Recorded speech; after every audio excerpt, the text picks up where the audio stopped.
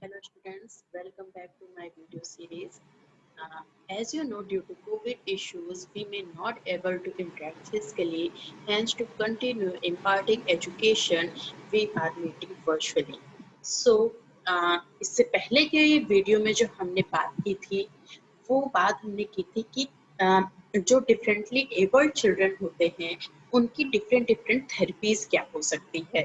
तो उनकी थेरेपीज की अगर हम बात करें तो हमने उसमें बात की थी कि उनको हम बहुत तरीके से थेरेपीज दे सकते हैं। जैसे जो डिफरेंट एबल्ड चिल्ड्रन होते हैं, जैसे बहुत सारे जो चिल्ड्रंस होते हैं वो प्रॉपरली बोल नहीं पाते हैं, थोड़ा सा रुक रुक के बोलते हैं, तो उनको स्पीच थेरेपी कैसे दी जाए। स्पीच थेरेपी के थ्रू हम उनके जो रुकने की प्रॉब्लम है उसको काफी हद तक दूर कर सकते हैं। उनकी उस प्रॉब्लम को दूर करके उनको बोलने में मदद मिल सकती है। उसके अलावा बहुत सारी ऐसे थेरेपीज की बात की थी जो उनको उनके नॉर्मल लाइफ में, उनकी नॉर्मल लाइफ जीने में उनको हेल्पफुल कर सके। तो ऐसी थेरेपीज करके वो अपनी लाइफ को और अच्छी तरीके से आगे कर सकते हैं और एक नॉर्मल पीपल की तरह अपनी लाइफ को जी सकते हैं और अपने रोजगार को करके अपने नॉर्मल लाइफ की तरह अपने जीवन को व्यतीत कर सकते हैं। सो आज हम जिसकी बात कर रहे हैं, जिस टॉपिक के बारे में आज हम डिस्कस करेंगे, वो टॉपिक हमारा है approaches to intervention. So let's start. Today we will discuss about the approaches to intervention. Intervention means हस्तक्षेप. So firstly we will talk about the intervention. Intervention क्या होता है? तो इंटरवेंशन की बात करें तो हस्तक्षेप यानी कि किसी काम को अगर हम कर रहे हैं, सभी तो अपने काम को करते हैं, लेकिन वो हस्तक्षेप हम कर सकते हैं। जैसे कि आप किसी वर्क प्लेस पे काम कर रहे हैं या किसी ऑर्गेनाइजेशन से जुड़े हुए हैं उनके साथ काम कर रहे हैं, या फिर आप किसी एनजीओ से जुड़े हुए हैं उनके साथ काम कर रहे हैं। कोई भी जगह आप अगर वर्क प्लेस पे काम कर रहे हैं, और वो काम कोई जरूरी नहीं कि आप वर्क प्लेस पे ही कर रहे, हो सकता है आप अपने घर पे भी कुछ कर रहे हैं और आप सही से चीजों को नहीं कर पा रहे हैं, तो जो एक्सपीरियंस पर्सन होता है उसके द्वारा उसमें इंटरवेंशन किया जा सकता है, यानी कि हस्तक्षेप करके हम उस काम को और अच्छे तरीके से इम्प्रूव कर सकते हैं। तो इसी के डिटेल के बारे में आज हम इस वीडियो में पढ़ेंगे कि इंटरवेंशन के थ्रू हम अपनी लाइफ को और कैसे अच्छे इजी बना सकते हैं, और इंटरवेंशन के थ्रू अपने काम में और सुधार ला सकते हैं, अपने काम को और अच्छे तरीके से करके उसको और आगे बढ़ा सकते हैं। तो अगर इंटरवेंशन की हमारे लाइफ में कोई कर रहा है, कुछ हो रहा है लाइफ में इन द सेंस कि आपके काम में, तो आप इंटरवेंशन के थ्रू आप अच्छे से काम को कर सकते हैं। तो इंटरवेंशन करने से हमें कोई प्रॉब्लम नहीं होनी चाहिए, हमें कोई दिक्कत नहीं होनी चाहिए, बल्कि हमारे काम को और अच्छा होता है इंटरवेंशन करने से, ये सोच करके हम काम को आगे बढ़ा सकते हैं।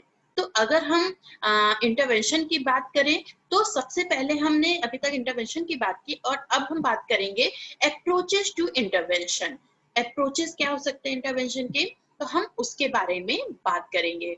तो intervention comes from the Latin word इंटरवर्नर, यानी कि जो लैटिन वर्ड है उसके इंटरवर्नर के वर्ड से मिलकर बना हुआ है इंटरवेंशन, जिसका मतलब होता है meaning to come between interrupt. Intervention may be implemented in different settings, including communities, work sites, schools, healthcare organizations, faith-based organizations, or in the home. Intervention implemented in multiple settings and using multiple strategies may be the most effective because of the potential to reach a large number of people in a variety of ways. अगर intervention की हम बात करते हैं तो intervention different different तरीके से भी हम किसी के उसमें कर सकते हैं। जैसे कि हम इससे पहले मैंने बात की कि किसी वर्क साइट पे काम करके, स्कूल्स में, कम्युनिटीज में, हेल्थ केयर में, ऑर्गेनाइजेशंस में, फेथ बेस्ड ऑर्गेनाइजेशंस जो होते हैं उसमें, और या फिर अपने घर में यानी इन द होम। क्यों? क्योंकि अगर हम किसी काम को कर रहे हैं, मान लीजिए हम स्कूल में ही हैं, स्कूल में हमारा जो बॉस होता है वो कौन होता है? प्रिंसिपल। प्रिंसिपल के अंडर में टीचर्स होते हैं। तो टीचर्स अपना अच्छे से काम कर रहे हैं, अच्छे से काम करना इन द सेंस कि अपनी जो टीचिंग स्टाइल है उसको सही से अपना रहे हैं, क्लासरूम में बच्चों को सही तरीके से पढ़ा रहे हैं, या फिर जो भी वो बताना चाह रहे हैं बच्चे उस चीज को समझ पा रहे हैं, बच्चों को जो नोट्स प्रोवाइड कर रहे हैं वो नोट्स सही तरीके से दे पा रहे हैं, या फिर बच्चों को जो करिकुलम उनको द्वारा पढ़ाया जा रहा है वो करिकुलम ऐसा उनके द्वारा पढ़ाया जा रहा है जिससे बच्चे के ओवरऑल डेवलपमेंट की हो सके कि ना हो सके, ये सब चीजें देखी जाती है। अगर टीचर इन सब गोल्स को फुलफिल नहीं कर रहा है अपने टीचिंग के थ्रू, तो एज अ प्रिंसिपल वो उस पे इंटरवेंशन कर सकते हैं। जैसे कि फॉर एग्जांपल हम ले सकते हैं कि अगर कोई नेता होता है, उसको अपनी कोई बात कहनी होती है, तो वो लोगों तक जाकर एक एक लोगों से, इतनी बड़ी पॉपुलेशन में एक एक लोगों से कहना इज नॉट अ पॉसिबल। सो वो क्या करता है, वो एक जगह डिसाइड करता है पहले से, वो उसका एडवर्टाइज के थ्रू बताता है, एड करके थ्रू बता सकता है कि आज हमारा यहाँ पर होगा, हम सब मिलेंगे, बात करेंगे, भाषण उनका होगा। तो जो नेता होता है वो अपने भाषण के थ्रू अपनी चीजें, अपनी जो बात होती है वो लोगों तक पहुंचाता है, लोगों को बताता है कि हम आगे आगे ये चेंजेस करेंगे, ये चीजें हम करनी है। अगर उसे वो चीज नहीं समझ में आ रही, पब्लिक में जो चीज हो रही है, या सड़कें टूटी हुई हैं या प्रॉपर पानी नहीं आ रहा है, तो वो उस चीज को अपने भाषण के थ्रू उस चीज की प्रॉब्लम को सॉल्व कर सकता है कि आगे ये काम ऐसे होगा, ये सड़कें टूटी हुई तो सड़कें बनवाने का काम आगे ऐसे करेगा। ऐसे ही डिफरेंट डिफरेंट ऑर्गेनाइजेशंस की बात कर सकते हैं, वर्क साइट्स की बात कर सकते हैं, कम्युनिटीज की बात कर सकते हैं। अब आप सोचेंगे कम्युनिटीज में कैसे हम इंटरवेंशन कर सकते हैं, तो कम्युनिटीज इन द सेंस कि हम एक सोसाइटी में रहते हैं, हर सोसाइटी में अलग अलग कम्युनिटी के लोग रहते हैं। तो सोसाइटी में जैसे कि कूड़ा इकट्ठा हो गया है, या कहीं पानी इकट्ठा हो रहा है, वहां पे छोटे छोटे कीड़े आ रहे हैं, गंदगी हो रही है, तो गंदगी में रहने से, बीमारियों से में रहने से अच्छा है कि हम उसमें हस्तक्षेप करें, हम उसको नगर म्युनिसिपैलिटी या नगर पालिका में कॉल करके चीजों को और सही कर सकते हैं। अगर सब कोई इनिशिएटिव नहीं ले रहे हैं उस काम को करने के लिए, तो कोई ना कोई एक पर्सन इनिशिएटिव लेके उस काम को और अच्छे से कर सकता है, जिससे कि जो वो ऐसा करके एक लार्ज नंबर ऑफ पीपल तक अपनी बात को पहुंचा सकता है और अपनी चीजों को और सही से कर सकता है। नेक्स्ट हम बात करेंगे प्रोसीजर। प्रोसीजर क्या होता है इंटरवेंशन की, अगर हम बात करें तो इंटरवेंशन के प्रोसीजर में हमारा जो सबसे पहला है वो है peer mediated instruction is an approach in special education where peer of the target students are trained to provide necessary tutoring in educational, behavioral and social concern and reinforcing appropriate behavior when it occurs. From the target student's classroom, a student will be chosen to serve as peer tutor. Some researchers have suggested a systematic way to choosing the peer to be involved in the treatment based on social status and teacher judgment. तो अगर हम बात करते हैं procedure की, तो procedure में हमारा जो आता है कि जो भी ये स्पेशल एजुकेशन किसको दी जाती है, आपको पता है स्पेशल एजुकेशन हम स्पेशल चिल्ड्रंस को देते हैं।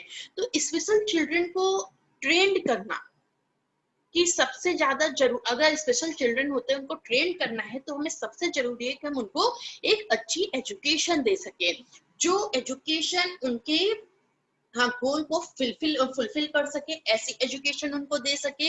ऐसा हम उनको एक हमारा जो टारगेट होता है कि ऐसे बच्चों को हम एक अलग उसमें, मतलब कि एक जो नॉर्मल लोगों की कैटेगरी है उसमें शामिल कर सके। तो ऐसे बच्चों को हमें नॉर्मल लोगों की कैटेगरी में शामिल करने के लिए ज्यादा ट्रेनिंग देने की जरूरत होती है, ट्रेन करने की जरूरत होती है, जिससे कि उनके बिहेवियर में, उनके सोशल चेंजेस में, उनके हर तरह के चेंजेस में उनकी हम चेंज ला सके थ्रू एजुकेशन।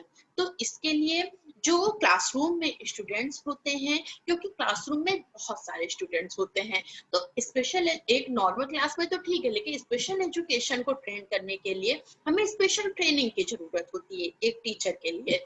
तो स्पेशल ट्रेनिंग के थ्रू हम क्लासरूम में बच्चों को जब ट्रेन करने जाते हैं, तो वहां पे एक बहुत सारे जो ग्रुप होते हैं बच्चों के, वो एक साथ बैठे होते हैं, लेकिन हमें उस ग्रुप में से एक जो सही बच्चा होता है, जैसे कि आप अपने क्लासरूम में एक मॉनिटर बनाते हैं। मॉनिटर आप किसे बनाते हैं? जो बच्चा हर चीज में थोड़ा एक्टिव होता है, क्योंकि सभी बच्चे बराबर होते हैं। ऐसा नहीं कि कोई एक ही बच्चा सिर्फ अच्छा होता है पढ़ाई में या कुछ, ऐसा बिल्कुल नहीं है। हमारे लिए, एक टीचर के लिए सब बच्चे बराबर होते हैं। हाँ, बस बट सबका डिफरेंट डिफरेंट आईक्यू लेवल होता है। उन डिफरेंट डिफरेंट आईक्यू लेवल को देखते हुए अगर हम देखें तो कोई एक बच्चा ऐसा होता है जो कि हर चीज में थोड़ा सा एक्टिव ज्यादा होता है, तेज होता है, तो हम उसको मॉनिटर बनाते हैं। ऐसा ही अगर हम एक ग्रुप में, एक लार्ज नंबर ऑफ ग्रुप में हम एक बच्चे को लें जो उनके साथी में से, उनके क्लासमेट्स में से ही एक हो, वैसे बच्चे को चूज करके उसको हम एक मॉनिटर के रूप में उसको बना देते हैं, जिससे कि हमारे वो बच्चा अपने अपने जितने भी साथी होते हैं उन सब के थ्रू चीजों को करा सके, क्लासरूम में एक डिसिप्लिन रख सके। और चीज जैसे हम टीचर का कोई इतना जरूर, क्योंकि एक टीचर के ऊपर बहुत सारा बर्डन होता है। वो क्लास में 40 to 45 मिनट्स अगर है तो सिर्फ उतने ही मिनट्स वो बच्चों से इंटरेक्ट होकर उनको चीजों को सिखा सकता है।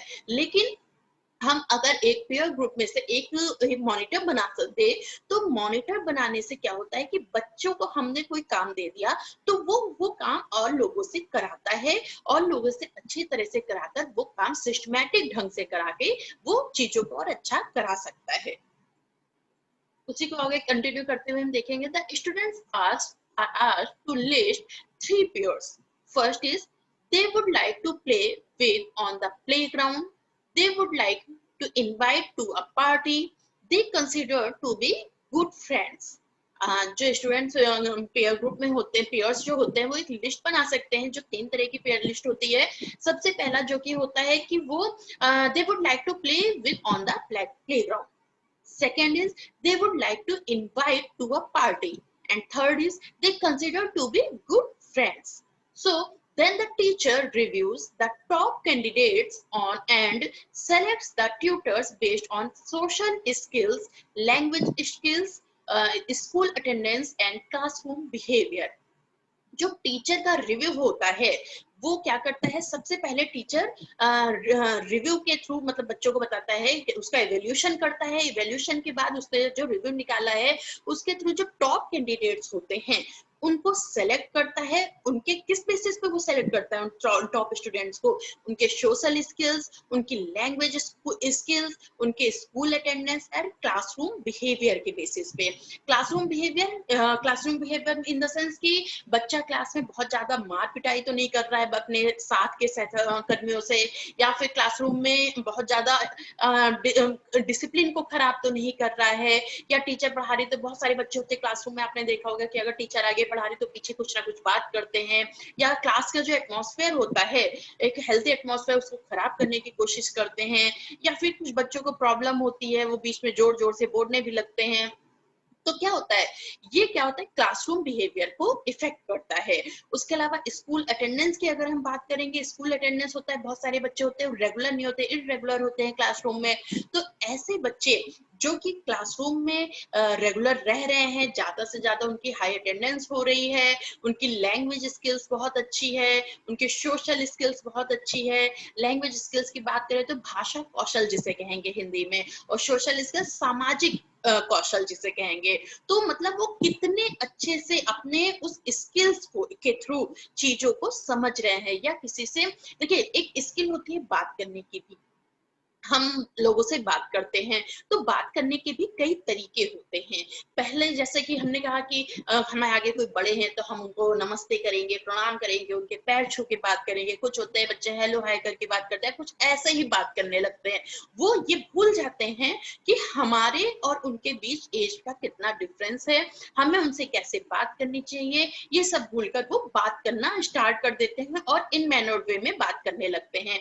तो ऐसे बच्चे जो कि एक मैनर वे में बात करें, जिनकी सोशल स्किल्स बहुत हो, हर जगह एक्टिव रहते हैं। Social skills in the sense कि सोसाइटी में भी आपके देखते होंगे बहुत सारी एक्टिविटीज होती हैं, प्रोग्राम्स होते हैं। ये जैसे कि होली हुई तो होली की पार्टी सब साथ में कर रहे हैं, दिवाली हुई दिवाली की पार्टी सब साथ में कर रहे हैं, तो उसमें मैनर वे में वो अपने आप को प्रेजेंट कर रहे हैं। तो ऐसे social skills, language skills and school attendance and classroom behaviour के बेसिस पर जो ट्यूटर होता है वो बच्चों को सेलेक्ट करता है। उनको टॉप कैंडिडेट जो होते हैं उनके रिव्यू के बेसिस पर टीचर सेलेक्ट करता है। फिर उसके बाद the students chosen as peer must be properly coached before the peer relationship begins। इसके बाद जो टीचर ने सेलेक्ट किया होता है बच्चों को, एक पेयर उसमें बच्चों को सेलेक्ट चूज किया होता है उन स्टूडेंट्स के और से पहले जो मतलब वो स्टूडेंट पहले कैसे अपने बिहेवियर से, उनके बिहेवियर के अकॉर्डिंग क्लासरूम में कैसे चेंजेस आ सकते हैं, उसके बेसिस पे वो अब मतलब उनका जो बिहेवियर होता है, उनका जो रिलेशनशिप होता है वो अपने साथ के और ज्यादा क्लासरूम क्लासमेट्स के साथ कैसा है, ये सब जानकर उनके साथ एक अच्छा रिलेशनशिप डेवलप करते हैं। उसी को कंटिन्यू आगे करते हुए हम देखेंगे, should understand the importance of intervention and the methods which should be used। हम जो भी मेथड यूज कर रहे हैं उसकी इम्पोर्टेंस को हमें समझना चाहिए, इंटरवेंशन को हमें समझना चाहिए। क्यों?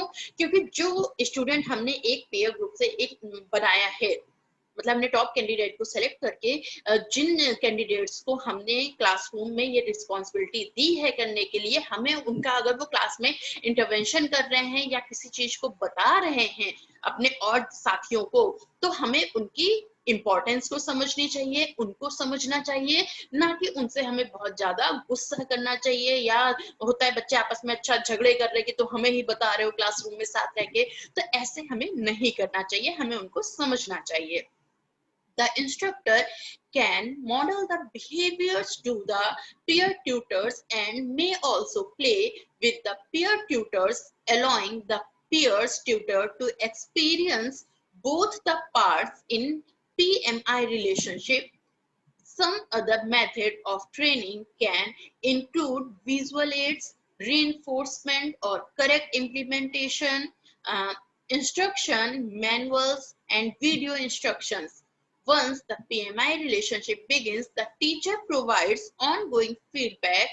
Watch the peer at all times while the intervention is being used। देखिए, एज अ टीचर अगर हम क्लासरूम में जाते हैं, तो क्लासरूम में जब हम जाते हैं तो टीचर क्या करता है, सबसे पहले हम क्लासरूम में अगर ऐसे चले गए तो हमें ये बताना मुश्किल होगा कि हम 40 मिनट से एक आइडियल क्लास अगर स्कूल्स में टीचर की एक आइडियल क्लास मानी जाए तो 40 टू 45 मिनट्स की होती है। अब 40 टू 45 मिनट्स में एक टीचर को ये डिसाइड करना, वो भी स्पेशल चिल्ड्रंस को पढ़ाते टाइम, कि हम क्या क्या कितना पढ़ाएंगे कि उनको समझ में आए। क्यों? क्योंकि जो स्पेशल चिल्ड्रन होते हैं उनका आईक्यू लेवल जो होता है वो नॉर्मल चिल्ड्रन के कंपैरिजन थोड़ा कम होता है या फिर थोड़ा बहुत ज्यादा हो सकता है। जैसे कि बहुत ज्यादा होने की कैटेगरी में आपके स्पेशल चिल्ड्रन में आएंगे gifted children and creative children, जिनका आईक्यू लेवल नॉर्मल से बहुत ज्यादा होता है। तो टीचर को कैसे ऐसे स्टूडेंट्स को पढ़ाना चाहिए, इसके लिए वो क्लासरूम में जाने से पहले कुछ प्लानिंग करके जाता है। उसके बाद प्लानिंग करने के बाद वो कैसे, प्लानिंग में ये होता है जैसे कि आप लोग लेसन प्लान्स बनाते हैं, तो हम प्लानिंग करके ये पहले डिसाइड करेंगे कि सबसे पहले जाते ही हम प्रीवियस बेस्ड बच्चे की नॉलेज जाने की, उसने जो पहले पढ़ के आए हैं बच्चे, उससे उनको कितनी नॉलेज है। पहले क्लास में जो वो जैसे मान लीजिए थर्ड स्टैंडर्ड का बच्चा है तो सेकंड स्टैंडर्ड के से वो क्या सीख कर आया है, कितना सीख कर आया है, ये जानने के लिए हम प्रीवियस नॉलेज बेस्ड क्वेश्चंस कुछ पूछते हैं। फिर उसके अकॉर्डिंग एक बार प्रीवियस नॉलेज क्वेश्चन बेस्ड पूछने से क्या होता है कि एक टीचर आइडिया लगा लेता है कि इस क्लासरूम में किस आईक्यू लेवल के बच्चे बैठे हैं, क्योंकि साइकोलॉजी में ये पढ़ाया जाता है कि आप बच्चे का आईक्यू लेवल कैसे निकालते हैं। साइकोलॉजी सबसे ज्यादा इसीलिए इंपॉर्टेंट है कि आप साइकोलॉजी पढ़ने के बाद बच्चे की पर्सनैलिटी के थ्रू, बच्चे के बात करने से लहजे से, बच्चे के देखने के लहजे से आप समझ सकेंगे कि बच्चे के अंदर क्या प्रॉब्लम है या बच्चा क्या चाह रहा है। तो ये जानकर आप वैसे टीचिंग, अपनी टीचिंग स्ट्रेटजी को अपनाते हैं। तो जो एक्सपीरियंस ट्यूटर होते हैं वो बच्चों के बीच अपने स्टूडेंट और टीचर रिलेशनशिप की बात करें तो कैसे एक पीएमआई रिलेशनशिप डेवलप करते हैं, इसके लिए सबसे पहले उन्हें जरूरत होती है कि वो क्लासरूम में प्लानिंग करके जाए, कुछ मेथड अपनाए टीचिंग के लिए। जैसे वो मेथड हो सकता है विजुअल एड्स के थ्रू बच्चों को पढ़ाना या ऑडियो एड्स के थ्रू बच्चों को पढ़ाना, जिससे कि क्लास थोड़ी इंटरेस्टिंग हो। अगर क्लासरूम में हम जाते ही सीधे बस कंटिन्यूअस पढ़ाना शुरू कर देंगे, हम बच्चों को जाते ही से क्वेश्चंस पूछना शुरू कर देंगे, या फिर बुक्स वो लिया आज हम ये चैप्टर पढ़ेंगे, डायरेक्ट हम ये पढ़ाना शुरू कर देंगे, स्टार्ट कर देंगे, तो बच्चे उतना ज्यादा इंटरेस्ट नहीं ले पाएंगे। तो बच्चे के इंटरेस्ट को डेवलप करते हुए हमें टीचिंग करनी है। तो क्लासरूम में एक इफेक्टिव टीचिंग करने के लिए जो भी चैप्टर हम पढ़ाने जा रहे हैं उससे रिलेटेड हम क्लासरूम में ऑडियो विजुअल एड्स का भी प्रोविजन कर सकते हैं। ऑडियो विजुअल एड्स के थ्रू हम बच्चे को डिफरेंट चीजें दिखा सकते हैं। जैसे कि आजकल आप लोग देखते होंगे स्मार्ट क्लासेस चलती हैं, जितने भी अच्छे मिशनरी स्कूल्स होते हैं उसमें स्मार्ट क्लासेस का प्रोविजन है। तो उसमें दिखाया जाता है जैसे कि अगर हम मान लीजिए क्लासरूम में फ्लावर्स के बारे में पढ़ा रहे हैं तो हम बच्चे को या तो हम एक ओरिजिनल ऑब्जेक्ट का यूज करें कि हम क्लासरूम में फ्लावर्स लेके जा रहे हैं, तो उस फ्लावर्स को दिखाते हुए हम दिखाएंगे कि देखिए ये पीटल्स है, ये इसका नीचे के लीव्स हैं, ये यहाँ पे ऐसे होता है, इसकी जो रूट्स हैं वो ऐसे बनती है, रूट से ये ऐसे रूट्स में इस तरह के प्लांट से रूट्स के थ्रू आता है, यहाँ पे ऐसे फ्लावर्स निकल रहा है, उसके बारे में बताएं। एक ओरिजिनल ऑब्जेक्ट उसको फूल को दिखा करके। एक मेथड होता है कि हमने क्लासरूम में ऑडियो विजुअल एड्स चला दिया कि वो अपने आप एक फूल है, एक फ्लावर है, वो अपने आप पहले फ्लावर है, पहले कली के रूप में है, फिर वो कैसे एक कली से एक फ्लावर के रूप में डेवलप हो रहा है, कैसे वो खिल रहा है, उसके अलग अलग डिफरेंट पेटल्स बता रहे हैं। तो वो एक वीडियो के फॉर्म में चलता रहता है और टीचर उसको बताता रहता है। तो उसको ऐसा करने से क्या होता है कि बच्चे थोड़ा इंटरेस्ट ज्यादा लेते हैं। इंटरेस्ट लेने से क्या होगा कि बच्चे चीजों को और अच्छे से कर सकेंगे, बच्चे समझ सकेंगे कि ये कैसे है वो। क्योंकि देखिए जितना आप सुन के सीखते हैं, क्या होता है कि हम चीजों को सुन रहे हैं तो हमने ढेर सारा सुना, हमने मान लीजिए 20-25 लाइनें सुनी फॉर एग्जाम्पल, और 20-25 लाइन्स में जब तक आप भर जाएंगे या उसको दोबारा रिपीट करेंगे तो 20-25 लाइन्स में आपको सिर्फ 2-4 लाइन्स ही याद रह सकती हैं, आप पूरा नहीं याद कर सकते, भूल सकते हैं। लेकिन अगर आप किसी चीज को देख रहे हैं, देख कर सीख रहे हैं, तो वो आपके दिमाग में एक कॉन्शियस माइंड जो होता है उसमें जाकर कहीं ना कहीं बैठ जाता है। और कॉन्शियस माइंड में बैठने से क्या होता है कि जब आप आगे कभी उस चीज के बारे में पढ़ेंगे या बोलेंगे या सोचेंगे तो आपके वो अनकॉन्शियस माइंड से कॉन्शियस माइंड में आ जाएगा और आप उस चीजों को समझ सकेंगे। कहा जाता है क्यों? क्योंकि कहा जाता है कि पढ़ा हुआ या सीखी हुई चीज कभी भूली नहीं जाती। क्यों? क्योंकि मान लीजिए फॉर एग्जांपल आपने कभी साइकिल सीखी, बचपन में आपने कभी साइकिल सीखी, फिर साइकिल सीखने के बाद आप 10-15 साल आपने साइकिल नहीं चलाई, आप बाइक चलाने लगे या आप कार चलाने लगे, आपका साइकिल से बिल्कुल संपर्क टूट गया। फिर उसके बाद कभी 10-12 साल बाद आपको एक बार साइकिल कहीं दिखती है और आपको चलानी पड़ती है। तो क्या होता है कि आपने उसको पहले तो सीखा है, ऐसा तो है नहीं कि आपको चलानी नहीं आती, लेकिन बस वो गैप हो गया, तो वो सीखी हुई चीज आपके अनकॉन्शियस माइंड में कहीं ना कहीं पड़ी हुई है। तो आप जब भी साइकिल पकड़ेंगे उसको आपको तुरंत वो अनकॉन्शियस माइंड से कॉन्शियस माइंड में आएगी कि नहीं अब हमको पैडल मारना है, तो पैडल मारने से साइकिल आगे चलेगी, उसके व्हील्स आगे बढ़ेंगे। तो ये क्या हुआ कि आपकी सीखी हुई चीज बेकार नहीं गई, आपकी सीखी हुई चीज बहुत समय तक आपने उसको यूज नहीं किया उस सीखी हुई चीज का, तो वो अनकॉन्शियस माइंड में चली गई। लेकिन जब आपने उसका यूज करना शुरू किया, उसका काम करना शुरू किया, तो वो अनकॉन्शियस माइंड से आपके कॉन्शियस माइंड में आ गई और आपने फिर से साइकिल को चला लिया। ऐसा तो है ना कि आप दोबारा नहीं चला पाएंगे, आप सीखे हुए हैं तो आप जरूर चला लेंगे उसको। तो वही चीज होती है कि अगर हम ऑडियो विजुअल एड्स का क्लासरूम में यूज करेंगे तो ऑडियो विजुअल एड्स के थ्रू बच्चा चीजों को और ज्यादा अच्छे से कैप्चर करेगा, उसको कैच करेगा और चीजों को और अच्छे से कर सकेगा। और ऐसा करने से क्या होता है कि टीचर और स्टूडेंट्स के बीच में एक अच्छे रिलेशनशिप डेवलप होते हैं, एक पीएमआई रिलेशनशिप डेवलप होता है, जिससे बच्चा आगे और अच्छे से चीजों को कर सकता है। और उसके बाद ऐसा करने के बाद टीचर क्या करता है, एक फीडबैक प्रोवाइड करता है। वो फीडबैक क्या होता है, वो टीचर अपने पास रखता है, अपने मन में, अपने आईक्यू में रखता है, अपने रिकॉर्ड में फीड करता है कि इस ग्रुप के बच्चे या इस क्लास के बच्चे इतना अच्छा कर सकते हैं, इतने अच्छे से अगर हम उनके काम में इतना अच्छा इंटरवेंशन करें तो वो उस काम को उतने अच्छे से कर सकते हैं। तो इंटरवेंशन के थ्रू हम बच्चों के आईक्यू लेवल को बढ़ा सकते हैं। इंटरवेंशन के थ्रू हम उनकी टीचिंग स्टाइल को, टीचिंग स्ट्रेटजी अपना करके, उनके इंटरवेंशन करके उनकी टीचिंग लर्निंग प्रोसेस को और अच्छा कर सकते हैं। नेक्स्ट हम बात करेंगे अगर इंटरवेंशन की, तो इंटरवेंशन के एडवांटेजेस क्या हो सकते हैं। इंटरवेंशन के एडवांटेजेस कई तरीके के हो सकते हैं, जिसमें कि सबसे पहले है there is never a shortage of peers to be used, particularly when implementing an intervention in a school or class. Second is students are encouraged through observational learning by what they see their peers doing. Third is students are often less intimidated by a peer than they are with a teacher.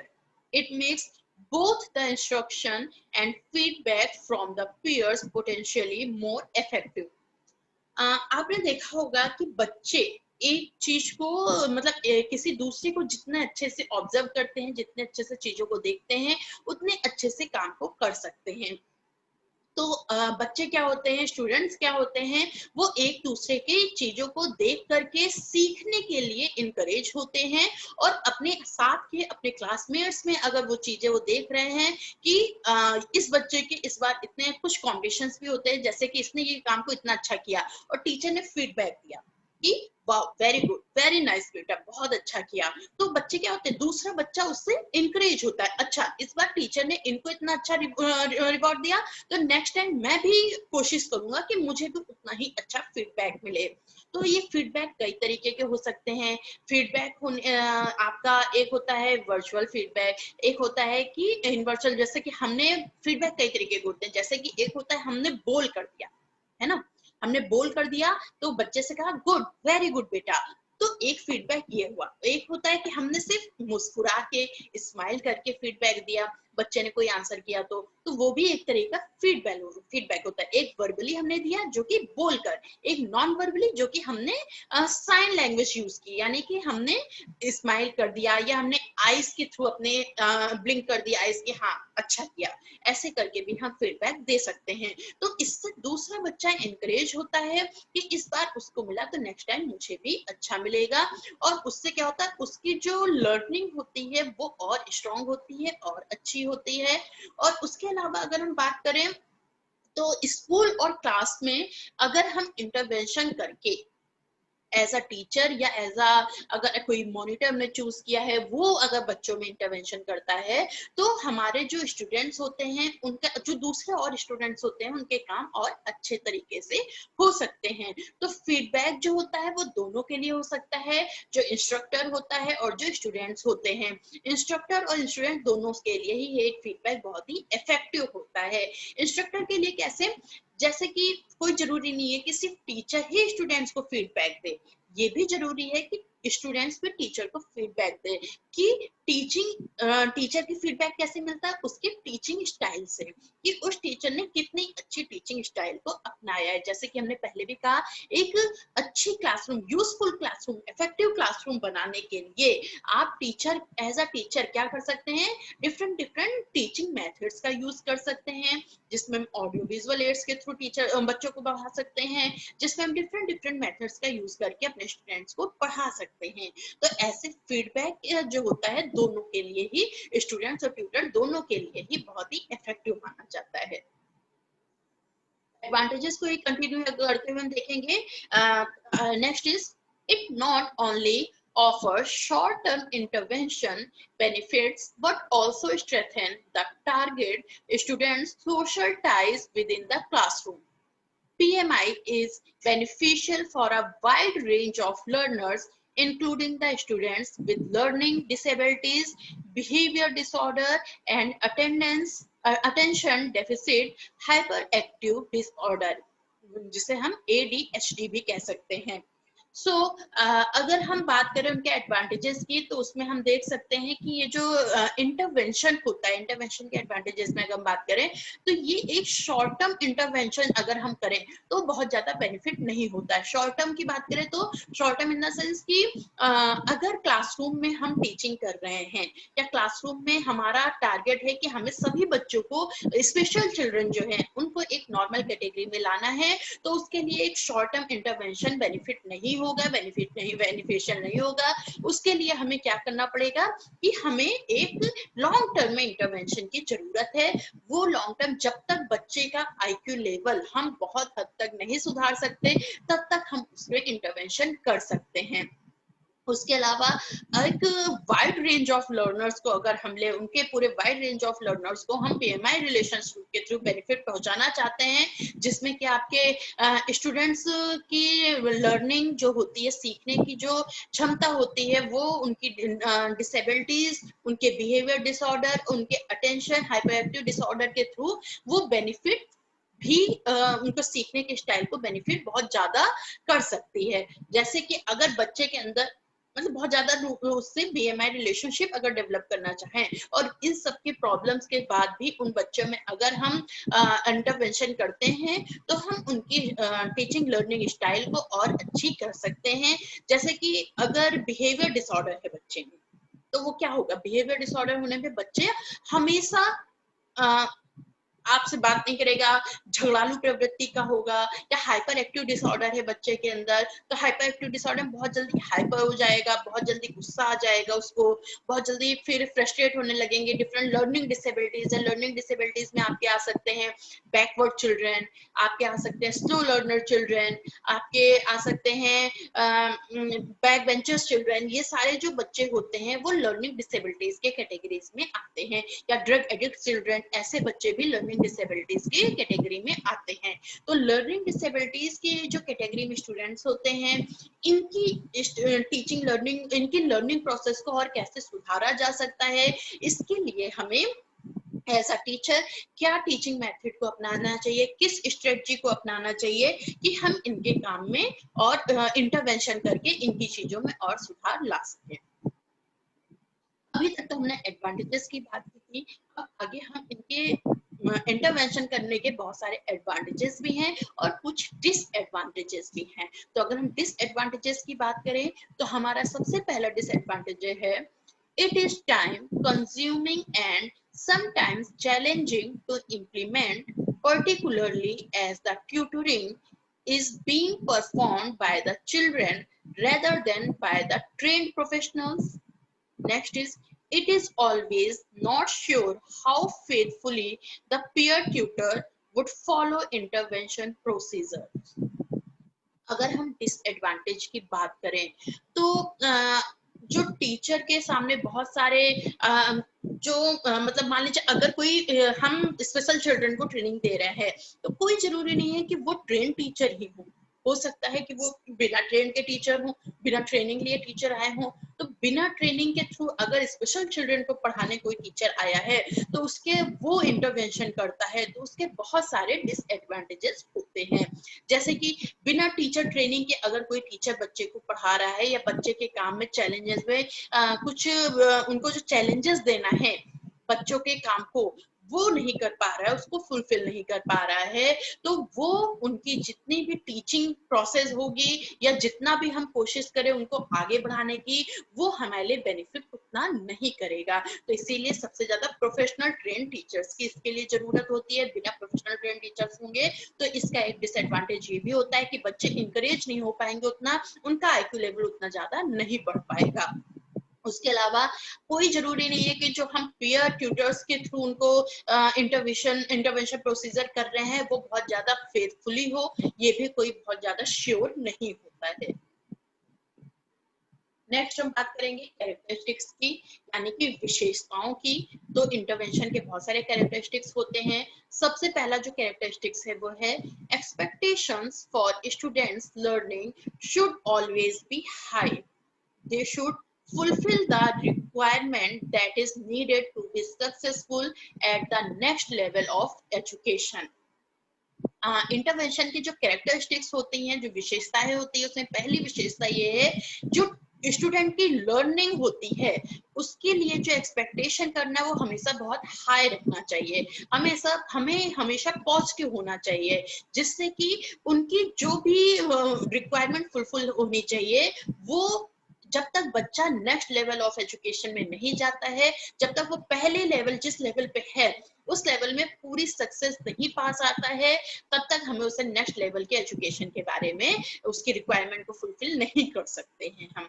Next is careful orientation to lessons is the key. The teachers must clearly describe the relationship of a current lesson to the previous study. The students are reminded of the key concepts or skills previously covered. Next is provide clear and focused instruction to the participants. मतलब कि जो भी participants होते हैं अगर हम उनमें उनको क्लियर और फोकस्ड इंस्ट्रक्शन प्रोवाइड करें तो वो उनके लिए ज्यादा बेनिफिट होगा। उनके लिए जो हम ओरिएंटेशन देंगे, उनके लेसन्स को पढ़ाते हैं, कुछ की टर्म्स अगर हम यूज कर रहे हैं तो उसको ओरिएंटेशन के थ्रू हम बहुत ही केयरफुली यूज करना चाहिए, बहुत ही क्लियरली डिस्क्राइब करना चाहिए।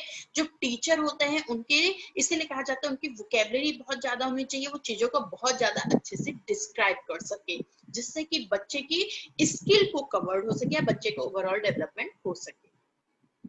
कैरेक्टरिस्टिक्स को कंटिन्यू करते हुए हम देखेंगे a close formal and informal monitoring of students learning by the teachers.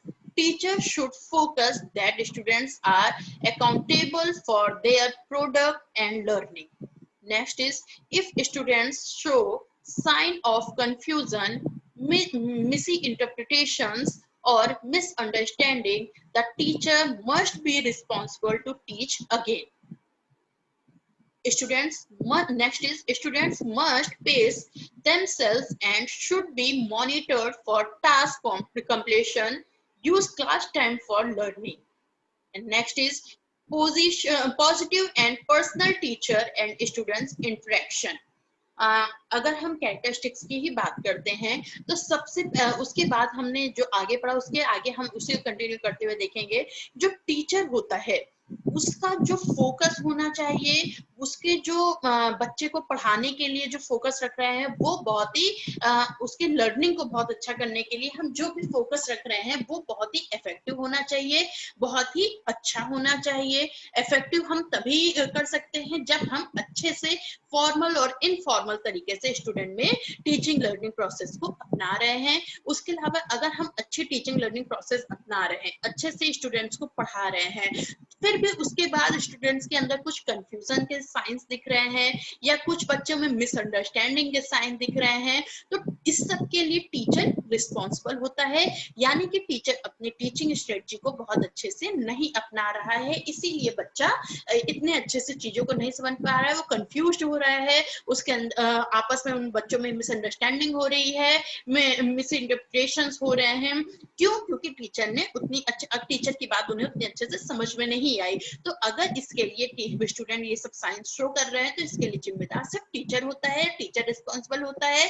तो ऐसे केसेस में टीचर को क्या करना चाहिए? ऐसे केसेस में टीचर को जो भी उन्होंने टीचिंग स्ट्रेटजी के लिए प्लानिंग की थी, जो भी टीचिंग स्ट्रेटजीज अपनाई थी, उस टीचिंग स्ट्रेटजीज को दोबारा से करना चाहिए, उसको फिर से रिपीट करना चाहिए और रिपीट करके उसको फिर से प्लानिंग करके आगे उनको फिर से उस चैप्टर को पढ़ाना चाहिए। इससे क्या होगा? जो टीचर और स्टूडेंट्स के बीच में इंटरेक्शन है वो बहुत ही पॉजिटिव इंटरेक्शन निकल कर आएगा। अब इंटरवेंशन गोल्स की अगर हम बात करें तो इंटरवेंशन गोल्स जो होते हैं वो है द स्किल और intervention goals of the peer mediated instruction, and intervention targets social skills that included the following. First is responding to others reciprocity, understanding others and interacting with others or in groups. जो response करते हैं दूसरों के साथ, या reciprocity होती है, जो अंडरस्टैंडिंग होती है दूसरों के साथ, जो इंटरेक्शन होता है दूसरों के साथ, वो एक ग्रुप में होना चाहिए, एक ग्रुप में होता है। नेक्स्ट हम इसके यूज की बात करेंगे, उपयोग की बात करेंगे। तो ये इसका उपयोग है, पी इंटरवेंशन का उपयोग है, PMII has been used effectively in clinical and social based settings across preschool to high school age group.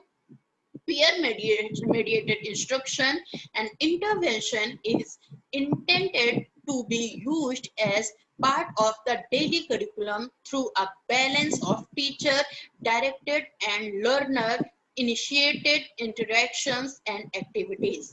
जो भी इसके यूजेस होते हैं इंटरवेंशन के, वो आपके सोशल बेस्ड भी हो सकते हैं, क्लिनिकली बेस्ड भी इफेक्टेड हो सकते हैं, कई जगह ये यूज होते हैं इन सब चीजों में। ये सबसे ज्यादा प्री स्कूल से लेकर के हाई स्कूल तक के एज ग्रुप के बच्चों के लिए सबसे ज्यादा उपयोगी होते हैं, सबसे ज्यादा यूजफुल होते हैं। Thank you. सो आगे अगर हम बात करते हैं इंटरवेंशन की, तो इंटरवेंशन के हमने जिसमें इसमें देखा कि हम इंटरवेंशन के अप्रोचेस क्या क्या होते हैं, उनके एडवांटेजेस क्या क्या हो सकते हैं, उनके डिसएडवांटेजेस क्या क्या हो सकते हैं, उनके यूज क्या क्या हो सकते हैं, ये सब चीजों के बारे में, उनके गोल्स क्या है, इनको पढ़ने का पर्पस क्या है, प्रोसीजर क्या है, वो सब हमने इस वीडियो में बात की है। तो आई होप कि आप सभी को मेरा ये वीडियो बेनिफिट करे, आपको यूजफुल हो आपके लिए, और आप के करिकुलम के जो भी चीजें हैं आप इसके पढ़कर उसको यूजफुल अपने लाइफ में अपना सके और चीजों को अच्छे से समझ सके। और टीचर ट्रेनिंग यानी कि बीएड कैसे क्या है, एक टीचर के लिए कितना इम्पोर्टेंट है, उसकी इम्पोर्टेंस को समझ सके। सो आई होप आप सभी इसका यूज अपने उसमें अपना सके। Thank you so much and all the best for your future. Thank you students, thank you.